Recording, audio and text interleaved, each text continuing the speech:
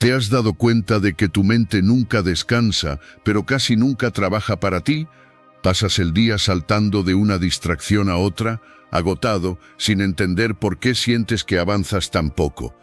Y mientras tú peleas por concentrarte 5 minutos, otros construyen una vida entera gracias a algo muy simple: enfoque. La filosofía estoica ya lo decía hace siglos: quien no controla su mente termina siendo controlado por todo lo demás. Suena duro, sí, pero también bastante lógico. Porque el problema no es que te falte tiempo, motivación o talento. El problema es que tu atención está secuestrada, y lo peor es que ni siquiera lo notas. Quédate hasta el final, porque entender cómo recuperar el control de tu mente puede cambiar por completo la forma en la que vives desde hoy. Pero antes de comenzar, si encuentras útiles estos vídeos, te animo a suscribirte y activar las notificaciones para mantenerte informado sobre las últimas novedades. Comenzamos. Capítulo 1. Despierta tu poder. Voy a empezar con una pregunta sencilla, sin trampa. ¿Cuántas veces has llegado al final del día sintiéndote agotado, pero con la sensación de que no has hecho nada realmente importante? Sí, eso. Esa sensación incómoda que prefieres no analizar demasiado. Y no es porque seas vago, no es porque te falte talento, no es porque el mundo esté conspirando contra ti. Es porque tu atención está dispersa, porque estás corriendo todo el día en todas las direcciones a la vez. Y cuando corres en todas direcciones, no llegas a ningún lado. Tu enfoque es, literalmente, el timón de tu vida. Y si no lo controlas tú, lo controla cualquier otra cosa. La notificación del móvil, la conversación que no pediste, el ruido de fondo constante que se ha convertido en tu estado habitual. Piénsalo así: tienes un río con mucha fuerza, con mucho caudal. Pero si ese río se divide en 100 arroyos pequeños, ninguno de ellos tiene suficiente poder para mover nada. Ahora imagina que canalizas toda esa agua en una sola dirección. De repente, ese mismo río puede mover montañas, puede generar energía, puede crear vida donde antes había sequía. Eso es exactamente lo que pasa con tu mente. Hay una diferencia enorme, y a veces brutal, entre una mente dispersa y una mente enfocada. Y no es una diferencia de inteligencia. Ojo, no hablamos de que unos son más listos que otros, hablamos de dirección, de a dónde apuntas tu atención cada día. La persona con la mente dispersa vive en modo reactivo. Responde correos, apaga fuegos, reacciona a lo que llega, se deja llevar por el ruido. Al final del día ha estado muy ocupada, pero no ha avanzado. Es como si alguien le lleva toda la vida remando con fuerza, pero sin saber hacia dónde va. El esfuerzo está, el destino no. La persona con la mente enfocada hace algo diferente. Antes de que el mundo le diga qué tiene que hacer, ella ya ha decidido qué es lo que importa. Actúa desde dentro hacia afuera, no desde fuera hacia adentro. Y aquí viene algo que quiero que te quedes grabado a fuego. El enfoque no es un talento con el que se nace, es una habilidad. Se entrena, se construye, se practica. Los filósofos estoicos lo tenían clarísimo. Marco Aurelio, uno de los emperadores más poderosos de la historia, se levantaba cada mañana y antes de enfrentarse al Imperio Romano, se enfrentaba a su propia mente. Escribía, reflexionaba, decidía conscientemente en qué iba a poner su atención ese día. No porque fuera un santo, sino porque sabía que si no domaba su mente lo dominaría a él. Y mira, Marco Aurelio tenía el imperio más grande del mundo sobre los hombros, guerras, traiciones, pestes, crisis, y su primer trabajo cada mañana era dirigir su propia atención. ¿Y tú? ¿Cuál es tu primer movimiento cuando te despiertas? Si lo primero que haces es coger el teléfono, ya has perdido la batalla antes de empezar. Ya le has cedido el control de tu atención al primer estímulo que aparezca en pantalla. Y eso, amigo, tiene consecuencias. Tu atención vale más que tu tiempo. El tiempo no se recupera, ya lo sabemos todos. Pero la atención es todavía más escasa, porque puedes tener tiempo libre y aún así malgastarlo completamente si tu mente está en otro sitio. Entrenar la mente para pensar con claridad no es un lujo de yogis y meditadores de alto nivel. Es una necesidad básica si quieres vivir en lugar de simplemente sobrevivir. La buena noticia es que esto no requiere ningún superpoder, requiere decisión, requiere práctica.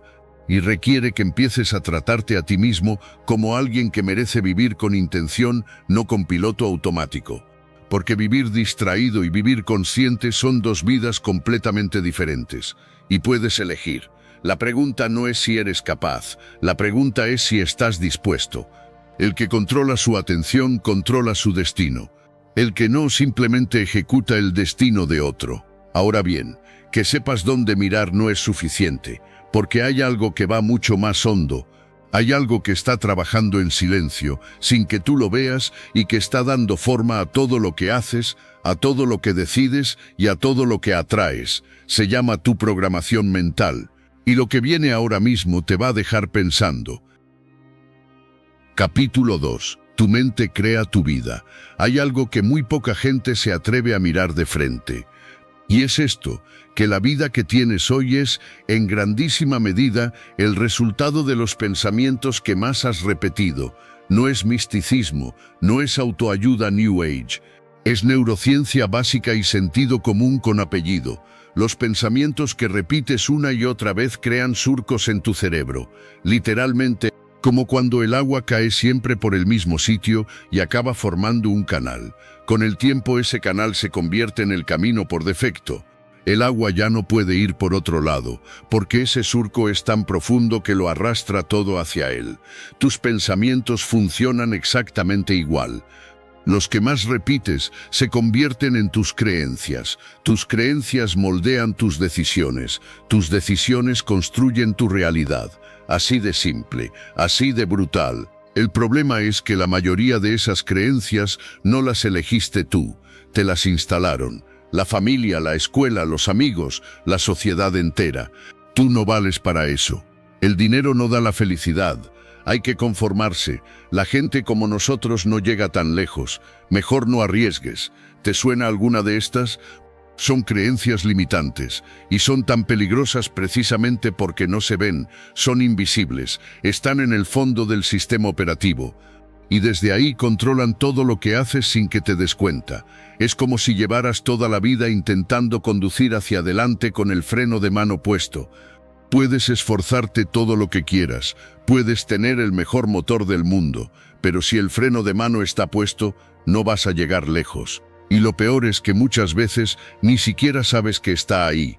Ahora entra en juego algo que determina tu vida minuto a minuto, el diálogo interno. Esa voz que hay dentro de tu cabeza que no para nunca, la que comenta todo lo que haces, la que te dice si eres capaz o no, la que te recuerda tus errores pasados justo cuando más necesitas confianza. Y esa voz, ¿qué te dice normalmente? Porque hay dos tipos de diálogo interno, uno que te empuja hacia arriba y otro que te hunde lentamente sin hacer ruido. El primero te dice puedes. El segundo te dice ¿para qué vas a intentarlo si ya sabes cómo acaba esto? El drama es que la mayoría de personas tiene el segundo funcionando a pleno rendimiento. Y ni siquiera lo perciben como algo externo, lo perciben como la realidad. Es que soy así, es que yo no sirvo para esto. No eres así, es lo que te has repetido hasta creértelo. La filosofía estoica tenía algo muy claro al respecto. Los estoicos no creían que el mundo exterior fuera el enemigo estaba dentro.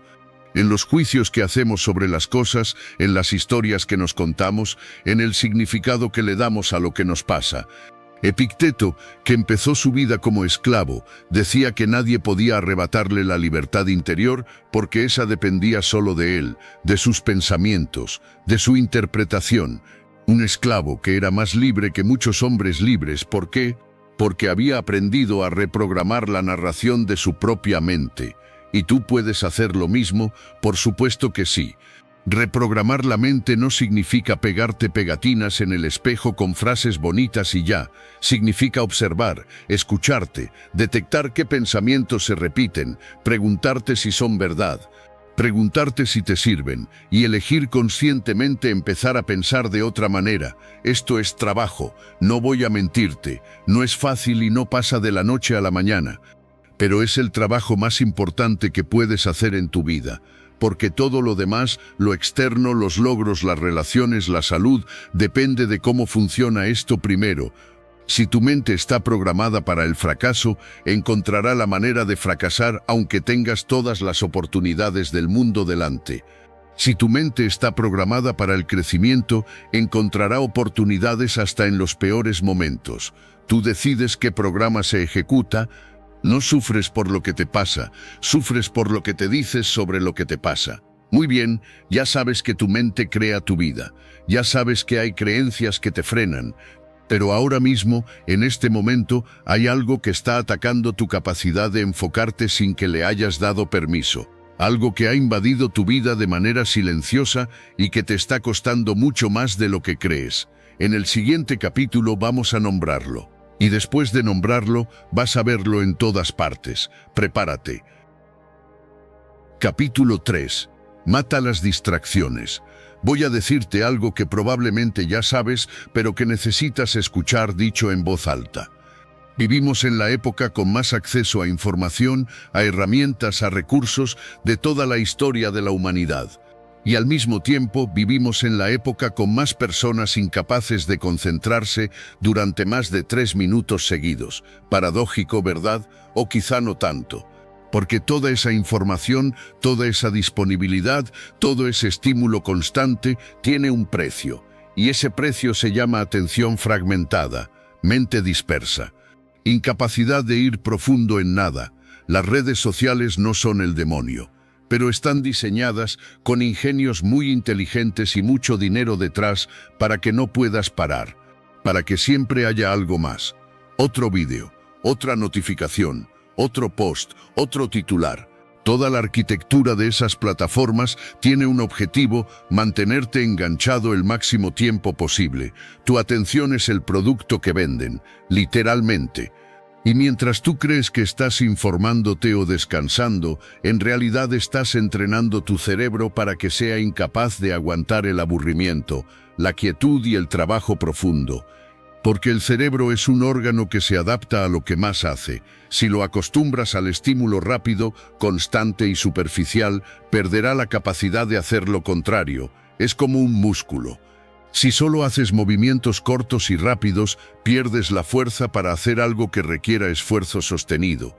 Y luego te preguntas por qué no puedes leer un libro sin distraerte a los 5 minutos. ¿Por qué no puedes trabajar en algo importante sin revisar el teléfono? ¿Por qué te cuesta tanto terminar lo que empiezas? No es debilidad de carácter, es el resultado de años de entrenar tu atención en la dirección equivocada. Luego está la multitarea. El gran mito del siglo XXI. La gente lleva años presumiendo de poder hacer varias cosas a la vez, como si eso fuera una virtud. Yo soy muy bueno haciendo multitarea. No, no lo eres, nadie lo es. Los estudios son contundentes. Cuando crees que estás haciendo varias cosas a la vez, en realidad estás cambiando rápidamente de una a otra. Y cada vez que cambias, tu cerebro necesita tiempo para reconectarse con la tarea anterior. Ese tiempo de reconexión no es instantáneo, se acumula. Y al final del día, has perdido horas en esas microtransiciones sin ni siquiera notarlo. No solo eso, la calidad de lo que produces cuando haces multitarea es significativamente peor. Cometes más errores, profundizas menos, piensas con menos claridad. Estás presente en todo y en nada al mismo tiempo. Y hay otro ladrón que pocos mencionan: los pensamientos innecesarios. La preocupación por cosas que no puedes controlar, las conversaciones que repasas en tu cabeza una y otra vez. Los escenarios de catástrofe que tu mente construye con entusiasmo a las 3 de la madrugada, toda esa actividad mental no produce nada, solo gasta energía, la misma energía que necesitarías para crear, para avanzar, para resolver. La filosofía estoica tenía una práctica concreta para esto. Cada día, los estoicos se preguntaban: ¿esto que estoy pensando está dentro de mi control? Si la respuesta era no, soltaban, sin culpa, sin drama, no como resignación, sino como inteligencia. No tiene sentido gastar energía mental en lo que no puedes cambiar. ¿Cómo recuperas el control de tu atención? Primero, empieza por observar, sin juzgarte. ¿Cuántas veces al día miras el teléfono sin ninguna razón concreta? ¿Cuántas veces interrumpes una tarea antes de terminarla? ¿Cuánto tiempo dedicas cada día a preocuparte por cosas que no dependen de ti? Solo con observarlo ya empiezas a cambiar la relación. Segundo, crea contextos libres de distracción. No para siempre. No estamos hablando de hacerte monje, estamos hablando de tener bloques de tiempo, aunque sean cortos al principio, en los que tú decides dónde va tu atención. Sin notificaciones, sin interrupciones, tú y lo que importa. Tercero, aprende a tolerar el aburrimiento. Suena raro, lo sé, pero el aburrimiento es la antesala de la creatividad. Es el espacio donde tu mente descansa de verdad y empieza a generar ideas. Si no puedes aguantar 2 minutos sin estímulo externo, tienes un problema más serio del que crees. No se trata de eliminar el entretenimiento de tu vida, se trata de elegirlo conscientemente en lugar de dejarte arrastrar por él. Tu atención es finita, y cada cosa que la roba es algo que te quita a ti. Dime a qué le prestas atención y te diré en qué clase de vida estás viviendo. Todo esto está muy bien. Saber que te distraes es un buen primer paso, pero el conocimiento sin acción no sirve de nada, ya lo sabes. Hace falta algo más, hace falta la herramienta más infravalorada de todas. La que nadie quiere desarrollar porque suena aburrida, pero que es la que realmente separa a los que avanzan de los que se quedan mirando. Hablamos de disciplina, y no de la que te imaginas. Sigue aquí. Capítulo 4. Disciplina que transforma. La palabra disciplina tiene mala prensa. Suena a rigidez, a sacrificio, a privación. A ese profe estricto del colegio que te hacía repetir las cosas hasta que salieran perfectas. Y claro, con esa imagen de fondo es normal que la mayoría de personas la rehuyan. Pero voy a darte otra forma de verla. La disciplina no es el enemigo de la libertad. Es exactamente lo contrario. La disciplina es lo que te da libertad real. La libertad de elegir tu vida en lugar de simplemente reaccionar a ella. Porque sin disciplina no eres libre. Eres esclavo de tus impulsos, de tus estados de ánimo, de lo que apetece en el momento. Y lo que apetece en el momento rara vez coincide con lo que te conviene a largo plazo. ¿Cuántas veces has sabido perfectamente lo que tenías que hacer y no lo has hecho? No porque no pudieras, sino porque en ese momento no te apetecía. La motivación es una emoción. Y las emociones van y vienen. Hoy te sientes capaz de comerte el mundo, mañana no quieres ni salir de la cama. Si depende de la motivación, tu progreso será tan irregular como tus estados de ánimo. La disciplina, en cambio, no depende de cómo te sientas. La disciplina dice, da igual que no me apetezca, lo hago de todas formas, no porque seas un robot, sino porque tienes una visión más grande que tu comodidad del momento. Los estoicos lo llamaban autodominion. La capacidad de dominar los impulsos y las emociones para actuar desde la razón y desde los valores, no desde el capricho. Y lo consideraban la virtud más importante de todas, porque era la base de todas las demás. Imagina que estás construyendo una casa. Cada día que haces algo en la dirección correcta, pones un ladrillo. Un ladrillo no parece mucho. Nadie aplaude cuando pones un ladrillo. Nadie te hace una fiesta. No hay ningún resultado visible de inmediato. Pero si pones ladrillo cada día, sin falta, sin excusas, sin esperar a que te apetezca, al cabo de un año tienes una casa. La persona impulsiva pone 20 ladrillos cuando tiene ganas y luego no aparece en 2 semanas. La persona disciplinada pone uno cada día, pase lo que pase. ¿Quién construye más rápido? Y aquí está la clave que poca gente entiende. La disciplina se construye con hábitos pequeños, no con grandes actos de heroísmo, no con días de productividad extrema de los que luego no puedes sostenerte. Se construye con acciones concretas, repetidas en el tiempo, hasta que se convierten en automáticas, hasta que dejan de requerir esfuerzo, hasta que es más difícil no hacerlas que hacerlas. ¿Cómo se empieza? Más pequeño de lo que crees, mucho más pequeño. Si quieres hacer ejercicio y llevas años sin moverte, no empieces con 1 hora al día. Empieza con 10 minutos y hazlo todos los días, sin faltar, sin excusas, 10 minutos, porque el objetivo no es el esfuerzo de hoy. El objetivo es la identidad que estás construyendo. Cada vez que cumples con lo que te has propuesto, aunque sea algo pequeño, le estás diciendo a tu cerebro, soy alguien que cumple. y esa identidad con el tiempo es más poderosa que cualquier plan de acción. Los hábitos mentales funcionan igual. ¿Quieres ser más enfocado? Empieza con 5 minutos de trabajo sin interrupciones. ¿Quieres ser más tranquilo? Empieza con 3 minutos de respiración consciente por la mañana. ¿Quieres ser más disciplinado con tu alimentación? Empieza cambiando una cosa, no 10. La constancia supera al talento, siempre, sin excepción. Hay personas extraordinariamente talentosas que no llegan a ningún lado porque no son constantes. Y hay personas con capacidades modestas que logran cosas increíbles porque aparecen todos los días. ¿Con cuál quieres parecerte? No tienes que ser perfecto, tienes que ser regular. Hay una diferencia enorme. El éxito no es el resultado de un día brillante. Es el resultado de días ordinarios hechos con extraordinaria constancia. Ya tienes las bases, sabes enfocar, sabes reprogramar, sabes eliminar distracciones, sabes construir disciplina.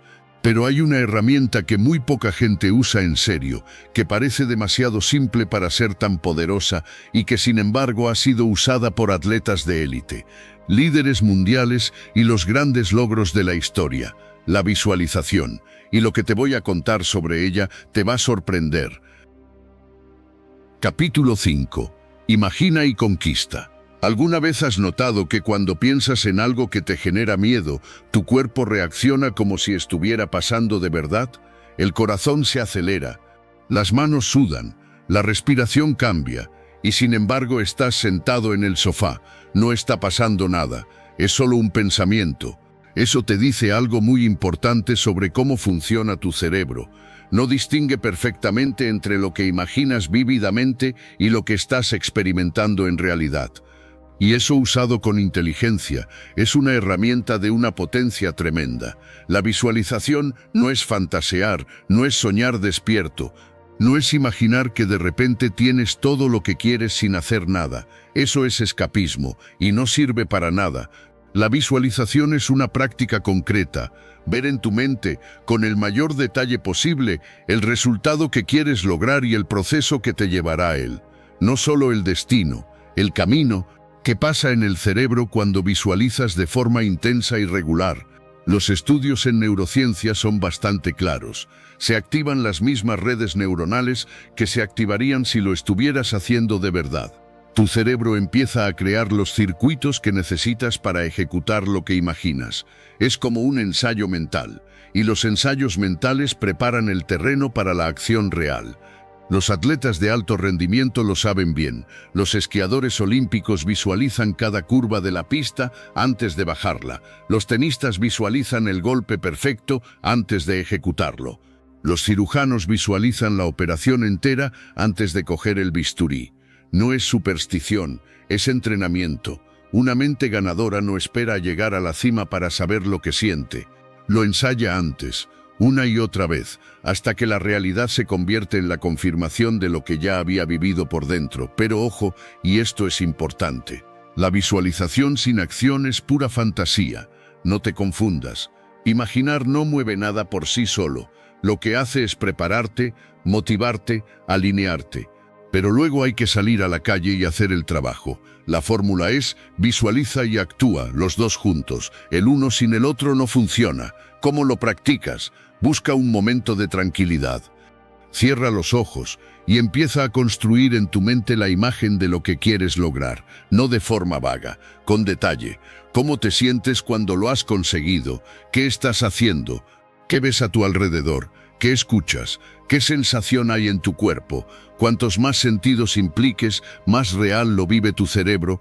Y luego, y esto es lo que separa la visualización útil de la mera ensoñación, visualiza también el proceso, los pasos, los obstáculos que van a aparecer, las decisiones difíciles que tendrás que tomar, y te ves a ti mismo superándolos, no ignorándolos, superándolos.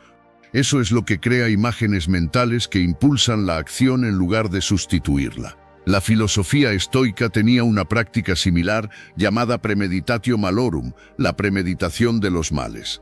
Los estoicos no solo visualizaban el éxito, visualizaban también los obstáculos, los fracasos posibles, las adversidades, y se preparaban para ellos mentalmente. Así, cuando llegaban, no los pillaban por sorpresa. Ya los habían procesado y eso les daba una calma y una capacidad de respuesta que otros no tenían. Una mente que solo visualiza éxito es frágil. Una mente que visualiza éxito y también los retos del camino es resiliente. Convierte los sueños en objetivos reales y los objetivos, con visualización y acción, en realidad. Lo que vives en tu mente con suficiente claridad y suficiente frecuencia acaba convirtiéndose en la dirección de tu vida. Muy bien, ya sabes lo que tienes que visualizar, pero ahora surge una pregunta incómoda. ¿Qué pasa con lo que te dices a ti mismo durante el resto del día? Porque de nada sirve visualizar el éxito 5 minutos por la mañana si el resto del tiempo te estás machacando por dentro. El siguiente capítulo va de eso, de las palabras, y de por qué algunas te construyen y otras te destruyen lentamente sin que lo notes. Capítulo 6. Háblate para crecer.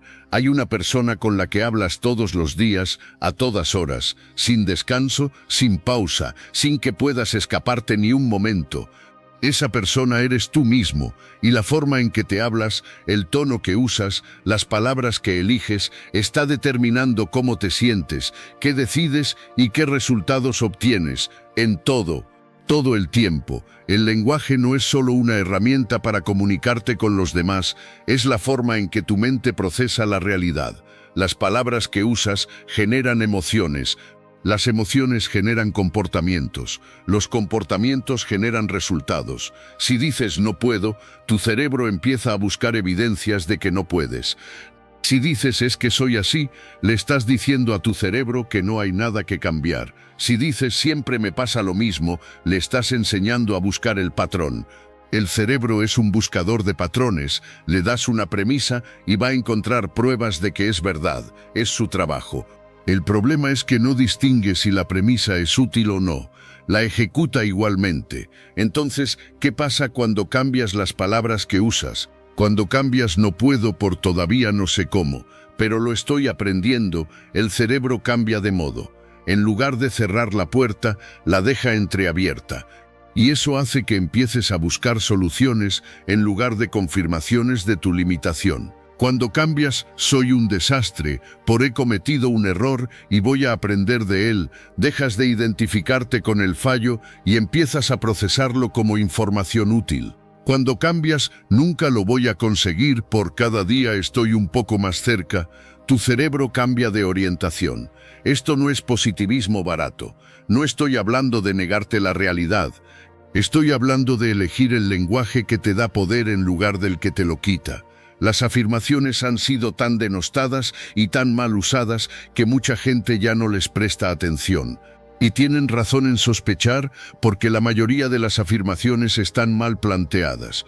Soy millonario dicho por alguien que no lo es y que no cree que lo vaya a ser, no sirve para nada. El cerebro lo detecta como mentira y lo rechaza. Pero una afirmación bien construida que describe hacia dónde vas y en quién te estás convirtiendo, que está en proceso y no en estado final, esa sí tiene impacto. Cada día soy más capaz de gestionar mi tiempo. Estoy aprendiendo a ser más constante. Me estoy convirtiendo en alguien que cumple sus compromisos. ¿Sientes la diferencia? No es una fantasía, es una dirección. La filosofía estoica insistía en el dominio del lenguaje interior como práctica de sabiduría, porque si no controlas lo que te dices, eres víctima de tu propio relato. Y el relato que te cuentas sobre ti mismo es el marco desde el que lo interpretas todo. Construir confianza desde dentro significa empezar a hablarte como le hablarías a alguien a quien quieres y en quien crees, no con halagos falsos, con respeto, con la misma amabilidad con la que le hablarías a un amigo que está aprendiendo, con la misma paciencia con la que tratarías a alguien que se está esforzando, porque eso eres tú, alguien que se está esforzando, y mereces hablarte en consecuencia. Eliminar el diálogo negativo no significa silenciarlo a la fuerza, significa observarlo, cuestionarlo y elegir conscientemente una narrativa diferente, una que te empuje hacia adelante en lugar de arrastrarte hacia atrás. Tu voz interior es el coach más poderoso que tienes, o el crítico más destructivo. Tú decides cuál de los dos vas a dejar hablar. El relato que te cuentas sobre ti mismo es la cárcel o la llave. Elige bien tus palabras. Cambiar cómo te hablas es fundamental, pero incluso con la mejor actitud del mundo, con la mente más enfocada y el diálogo más constructivo, puedes seguir dando vueltas sin llegar a ningún sitio si no sabes elegir hacia dónde apuntar. Porque el siguiente gran problema no es la falta de energía, es la dispersión de energía. Y en el próximo capítulo vamos directo a eso. Capítulo 7. Enfócate en lo importante. Vivimos en la cultura de la ocupación. Todo el mundo está muy ocupado. Es casi una medalla. Estoy agotado, no paro. Como si el agotamiento fuera sinónimo de productividad. Como si estar siempre ocupado significara estar avanzando. Y no necesariamente. Puedes estar corriendo a máxima velocidad en la dirección equivocada, y el resultado es que llegas muy rápido a un lugar al que no querías ir. La diferencia entre alguien que avanza de verdad y alguien que simplemente está muy ocupado es una sola cosa: claridad sobre lo que realmente importa. ¿Tienes claro cuáles son tus 3 prioridades absolutas en este momento de tu vida? No 10, no 15, 3.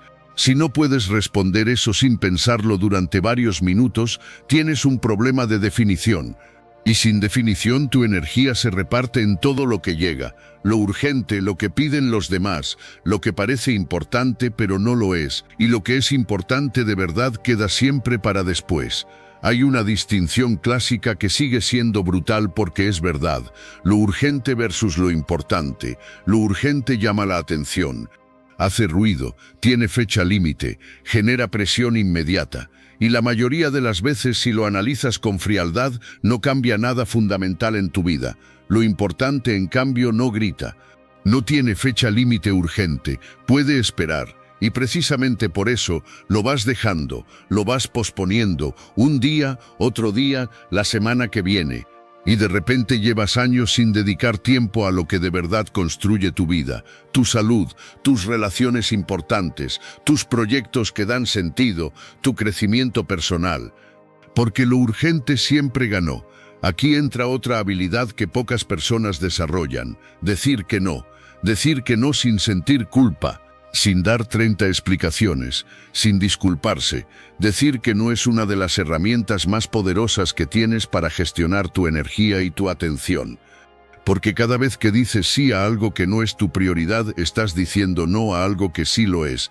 El tiempo es el mismo para todos, no hay más, 24 horas.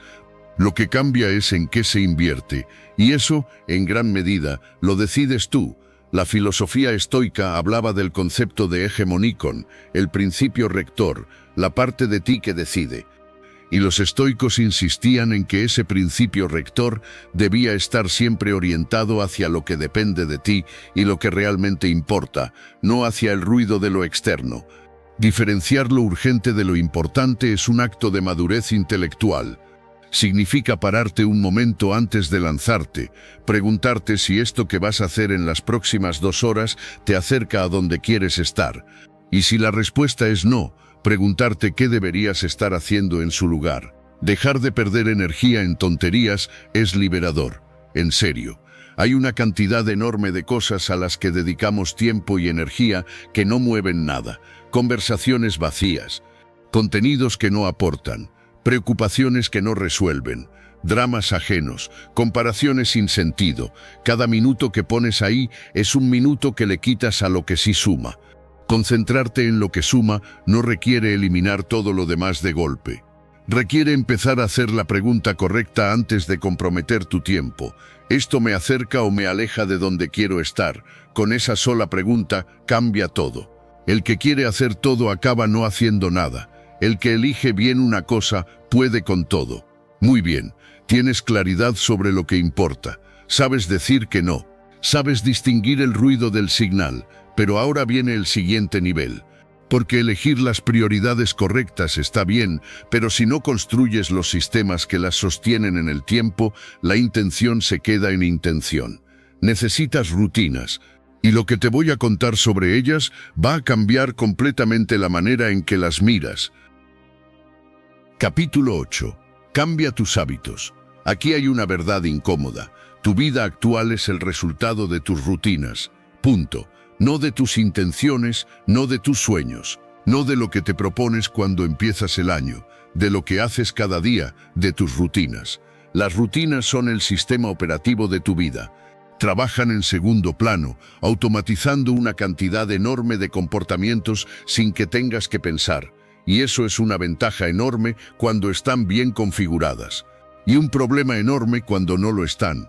Porque si tus rutinas están configuradas para el consumo, para la reacción, para el mínimo esfuerzo, tu vida seguirá ese camino con o sin tus buenas intenciones. Pero si las reconfiguras, si las diseñas con intención, entonces tu vida empieza a cambiar casi sola. No porque seas más disciplinado cada día, sino porque el sistema hace el trabajo por ti. Hay una frase que vale su peso en oro: la constancia vence al talento, siempre. El genio que se presenta de vez en cuando pierde frente al trabajador constante que aparece todos los días. No porque el trabajador tenga más talento, sino porque construye piedra a piedra, algo que el genio intermitente no puede alcanzar. Las mañanas son el lugar donde todo empieza. Cómo empiezas la mañana determina, en gran medida, cómo va el resto del día. No porque haya magia en levantarse temprano, sino porque las primeras horas del día son, para la mayoría de personas, las que más control tienen sobre su tiempo. Antes de que el mundo empiece a reclamar tu atención, tienes una ventana. Pequeña quizás, pero tuya. Y lo que hagas en esa ventana establece el tono del día entero. La llenas con noticias y redes sociales, empiezas en modo reactivo. Tu mente ya está procesando lo que llegó de fuera antes de haber tenido un momento para orientarse hacia lo que importa. La llenas con movimiento, con silencio, con lectura, con algo que te nutra. Empiezas en modo propositivo, con claridad, con energía propia, y eso se nota durante todo el día. No hay una rutina perfecta que sirva para todo el mundo. Eso es un error que comete mucho libro de desarrollo personal. Te dice que te tienes que levantar a las 5, hacer una hora de ejercicio, meditar, escribir en un diario, leer, preparar tu agenda y cocinar un desayuno sano. Todo antes de las 7 de la mañana. Si eso te va bien, perfecto. Si no te va bien, no lo hagas. Lo importante no es el protocolo, es la intención. Diseña una mañana que te ponga en el estado correcto para hacer lo que importa. Lo que eso significa para ti es cosa tuya. Los hábitos que duran de verdad tienen una característica en común. Son suficientemente fáciles al principio para no requerir fuerza de voluntad. Cuando un hábito es tan pequeño que no cuesta, lo haces aunque no tengas ganas, y con el tiempo crece y se consolida, y deja de ser un esfuerzo para convertirse en parte de quien eres.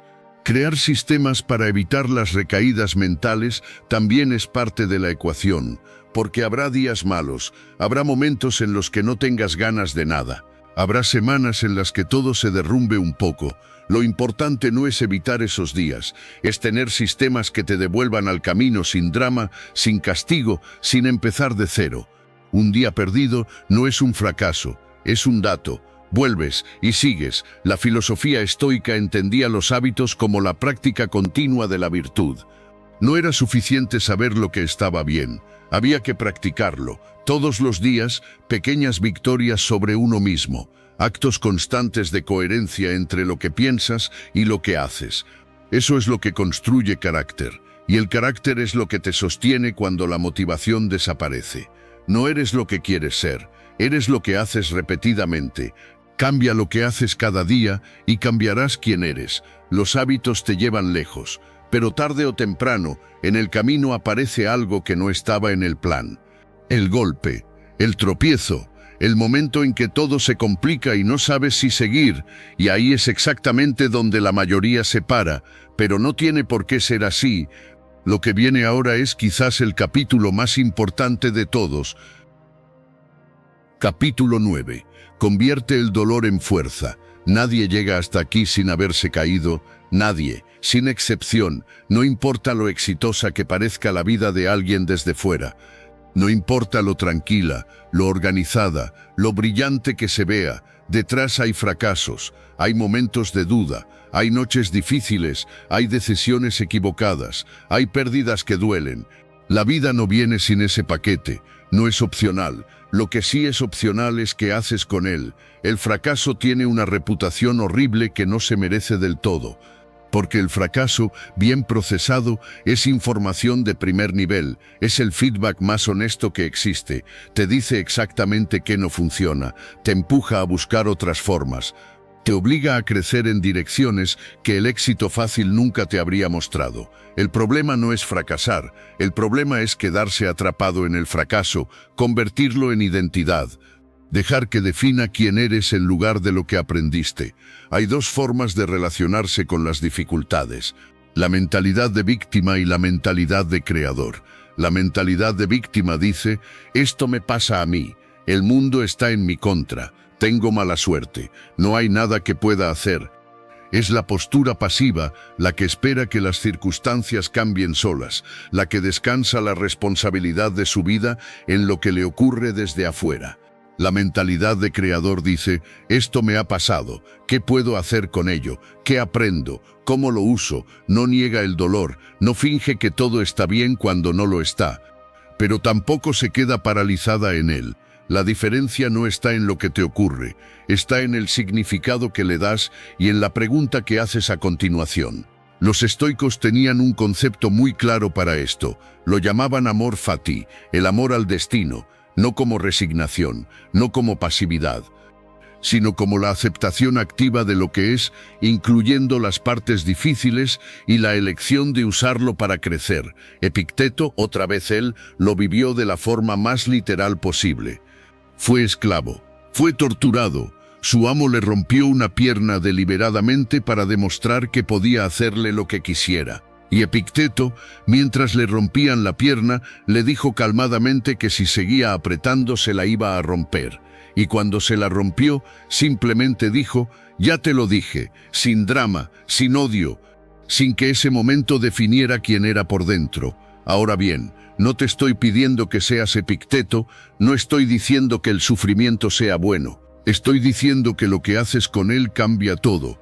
La resiliencia mental no es la ausencia de sufrimiento, es la capacidad de aguantar, procesar y seguir. No porque seas duro como una piedra y no sientas nada, sino porque tienes algo más fuerte que el dolor del momento, una visión, un propósito, una razón para seguir. Y en el caos, ¿qué pasa cuando todo se complica de golpe? Ahí hay algo que casi nadie ve en el momento, las oportunidades, no en todos los caos, no siempre, pero con mucha más frecuencia de lo que parece cuando uno está en medio de él. Las crisis obligan a simplificar, obligan a priorizar, obligan a reinventarse. Muchos de los cambios más importantes en la vida de las personas no llegaron en los momentos buenos, llegaron cuando no había otra opción, cuando el camino conocido ya no existía y había que encontrar uno nuevo. Usar los problemas como impulso no es optimismo ingenuo, es una estrategia. Es decidir que independientemente de lo que llegue, vas a buscar activamente qué hacer con ello. Y esa decisión, tomada de forma consistente, construye una fortaleza mental que ningún momento externo puede derrumbar. No te forja la victoria, te forja la forma en que te levantas después de perder. Has llegado muy lejos, y lo que has visto en estos capítulos no es teoría, es la arquitectura de una vida diferente. Pero todo esto, el enfoque, la reprogramación, la disciplina, los hábitos, la resiliencia, confluye en un último punto, el más importante, el que lo conecta todo y le da sentido, el que te espera en el capítulo final. Capítulo 10. Tu nueva vida empieza hoy. Llegaste hasta aquí, y eso ya dice algo. No todo el mundo llega hasta el final de una conversación así. No todo el mundo aguanta mirarse de frente durante el tiempo que lleva a escuchar todo lo que hemos visto. La mayoría prefiere seguir con el ruido de fondo, con la distracción, con el piloto automático. Tú estás aquí, y eso significa que algo en ti quiere más. Bien. Ahora hay que hablar de lo que viene después, porque el problema más frecuente con todo el contenido de desarrollo personal, de crecimiento, de transformación, es que produce un estado de entusiasmo temporal que se evapora en 48 horas. Te lees el libro, escuchas el podcast, ves el vídeo, te sientes inspirado, tienes ganas de cambiarlo todo. Y luego la vida cotidiana vuelve, y el entusiasmo se va, y todo queda más o menos igual que antes. ¿Por qué pasa eso? Porque el conocimiento sin integración no transforma, la inspiración sin estructura no dura, y la motivación sin identidad se desvanece. Para que algo cambie de verdad en tu vida, tiene que cambiar la historia que te cuentas sobre ti mismo, tiene que cambiar tu identidad. No voy a intentar ser más disciplinado, sino soy alguien disciplinado que está construyendo ese músculo día a día. No voy a tratar de enfocarme más, sino soy alguien que protege su atención como uno de sus recursos más valiosos. La diferencia parece sutil, no lo es, porque el comportamiento sigue a la identidad, no al revés. Si te identificas como alguien enfocado, empezarás a tomar decisiones consistentes con esa identidad. Si sigues pensando que no eres bueno para esas cosas, cada pequeño tropiezo confirmará esa historia. Construir una identidad fuerte y enfocada lleva tiempo. No es algo que se declara y ya está. Se construye con actos, con elecciones, con coherencia entre lo que dices y lo que haces. Cada vez que actúas desde tus valores, en lugar de desde tus impulsos, depositas un voto en la urna de quien te estás convirtiendo. Con el tiempo suficiente, esos votos acumulados se convierten en tu nueva identidad. Y desde ahí el cambio ya no requiere tanto esfuerzo consciente. Fluye. ¿Cómo se sostienen los cambios a largo plazo? Con sistemas, no con fuerza de voluntad. Ya lo vimos, con rutinas bien diseñadas, con entornos que faciliten el comportamiento que quieres en lugar de sabotearlo, con círculos de personas que te empujen hacia arriba en lugar de tirar hacia abajo, con revisiones periódicas, porque el camino no es recto, habrá desvíos, y necesitas momentos donde pares, veas dónde estás, ajustes la dirección y sigas, y con propósito, con el porqué. Porque cuando tienes claro para qué estás haciendo todo esto, los obstáculos tienen otro tamaño. Las dificultades siguen siendo dificultades, pero no te para. Las caídas siguen doliendo, pero te levantas. Vivir con claridad y propósito no significa tener todo resuelto. Significa saber hacia dónde vas con suficiente convicción para seguir aunque no tengas todas las respuestas. La filosofía estoica con la que hemos viajado durante todo este camino no prometía una vida sin sufrimiento, no prometía que las cosas saldrían perfectas, prometía algo mucho más valioso, la capacidad de mantenerte íntegro, de actuar desde tus valores, de vivir con conciencia, independientemente de lo que llegara desde afuera. Eso es lo que buscamos aquí, no la vida perfecta, la vida consciente. Y la vida consciente empieza con una decisión, una sola, la de no vivir más en modo automático, la de asumir que tu atención, tus pensamientos, tus hábitos y tu identidad son responsabilidad tuya, no del azar, no de las circunstancias, tuya. Esa decisión tomada hoy cambia todo, no mañana. No cuando tengas más tiempo, más energía, más recursos, más condiciones favorables, hoy, ahora, con lo que tienes, donde estás. Porque siempre hay algo que puedes hacer, siempre hay un paso, aunque sea pequeño, en la dirección correcta, y ese paso repetido con constancia construye la vida que antes solo imaginabas. Tu mente es el único territorio sobre el que tienes control absoluto, y si decides enfocarla, si decides dirigirla con intención, si decides ser su dueño en lugar de su esclavo, todo lo que hay fuera de ella empieza a responder de una forma diferente.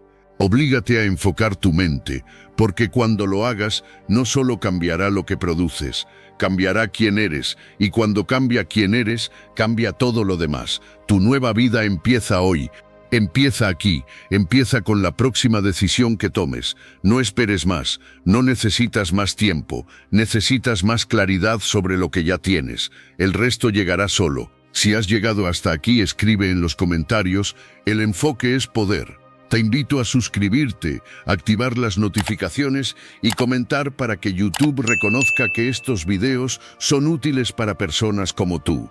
Esto nos motiva a seguir creando contenido similar en el futuro.